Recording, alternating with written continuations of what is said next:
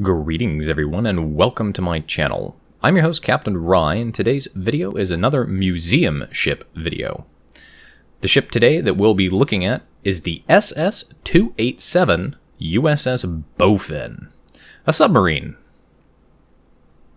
The USS Bowfin is a Vallejo-class submarine that was launched on December 7th, 1942, and because she was launched on Pearl Harbor Day, she very quickly was granted the moniker the Pearl Harbor Avenger, and avenge she would. The USS Bowfin was assigned to the Pacific Fleet for naval combat operations in 1943. Upon reaching Australia, she would top her fuel tanks off and conduct her first wartime patrol on the 25th of August. Her first confirmed kill would come out of this first wartime patrol on the 25th of September, where she would sink the passenger cargo ship Kirishima Maru.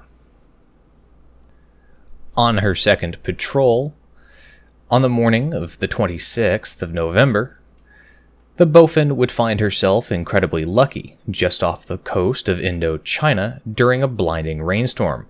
Without prior knowledge that any other vessels were near, she unexpectedly found herself surrounded by Japanese shipping.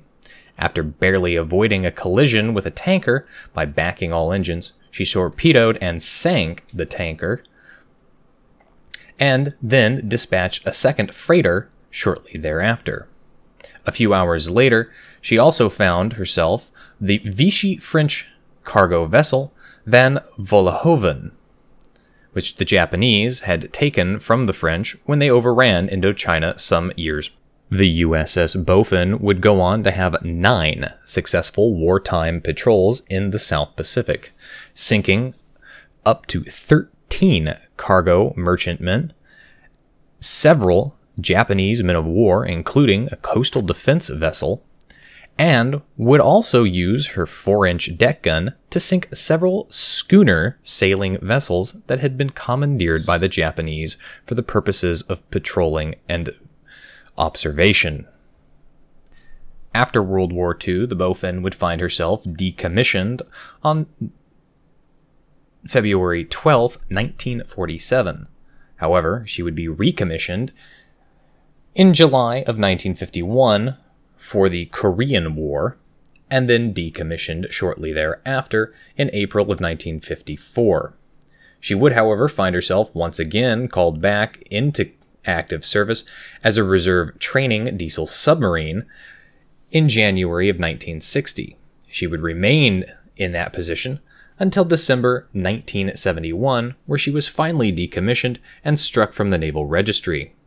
Following this decommissioning and striking her from the Naval Registry, she was formally transferred over and slated to become a museum ship at Pearl Harbor. Now, the USS Bowfin is a Vallejo-class diesel-electric submarine, and the Vallejo-class diesel-electric submarines have 6 forward torpedo tubes and 4 rear torpedo tubes. They're capable of transiting 11,000 nautical miles, but due to the nature of the submarine, most of that is on the surface. Also, due to the size constraints of a submarine, the maximum endurance that the submarine could handle was 75 days on patrol without resupply. She could also only do 48 hours at 2 knots while submerged. The submarine's complement included 10 officers and 70 to 71 enlisted personnel.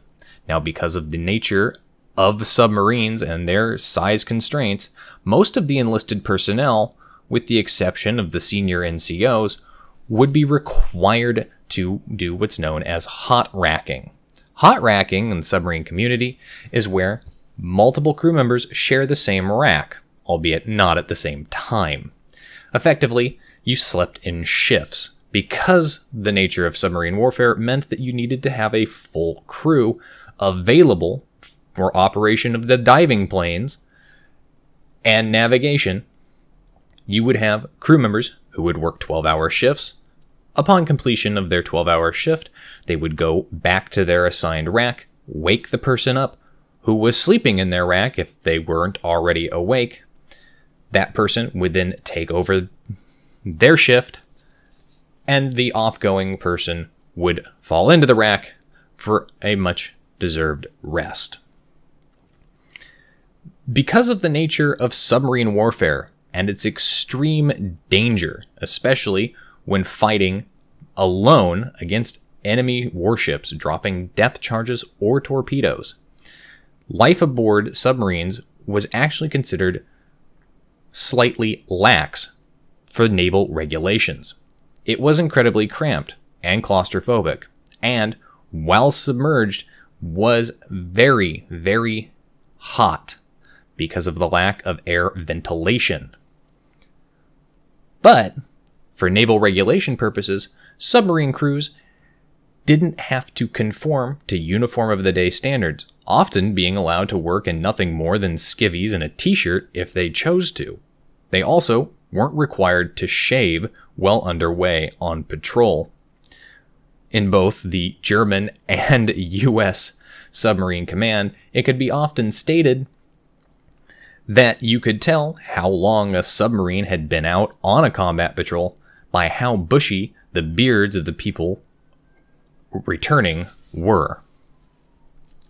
Because of the dangerous nature of submarining life as well, the Navy also made sure to provide as many comforts to the crews as possible. Crews of submarines were often given priority for things like fresh fruits and vegetables. They were also given priority for things like ice cream.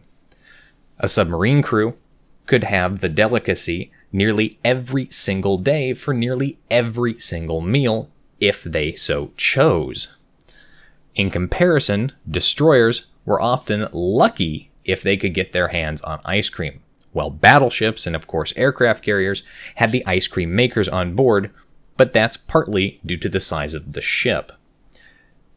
Since the danger of being a submariner was so great, the submarine force, at least in the United States, has always been a 100% voluntary service.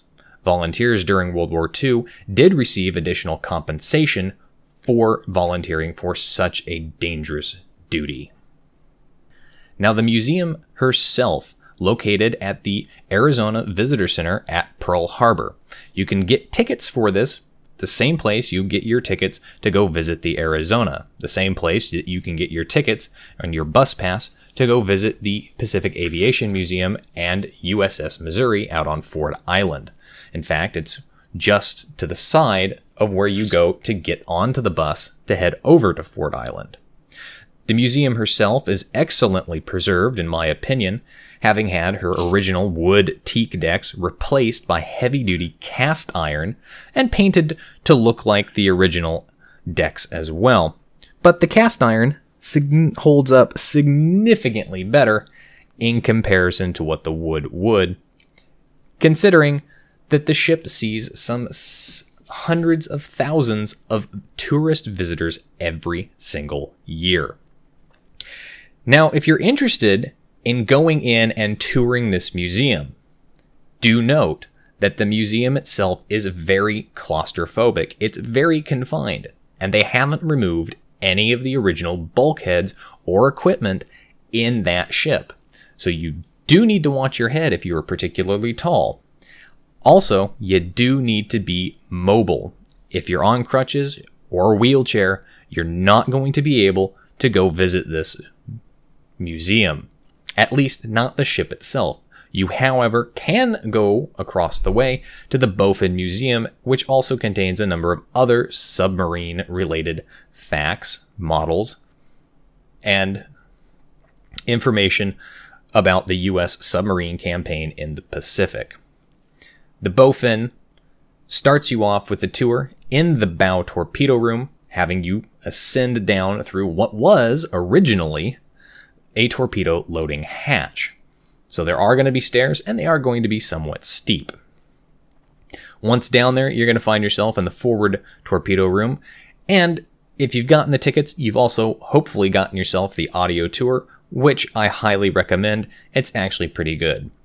Overall, it'll take you about 45 minutes to go through listening to all of the audio on the tour, and then you can transfer over to the brick and mortar museum that's across the way. The other thing to note, aside from the claustrophobic situation, is that because they have not removed any of the original bulkheads or equipment, you are going to have to go through this museum through the original hatches as well between the compartments. This is going to require some flexing and some bending and some ducking. If you're particularly overweight, or again, you have a disability that prevents these kinds of actions, you're not going to be able to go on this museum, at least not through it. But you can, at the very least, get onto it, onto the main deck, and see the deck guns, as well as listen to some of the audio as well. Anyway, that's it for today's video, folks. If you like the video, hit that like button, hit the subscribe button, and leave a comment down below. There will be more museum ship videos coming in the future, including the USS Missouri, so stick around for those. And as always, I'll see you next time. This is Captain Rye, signing off.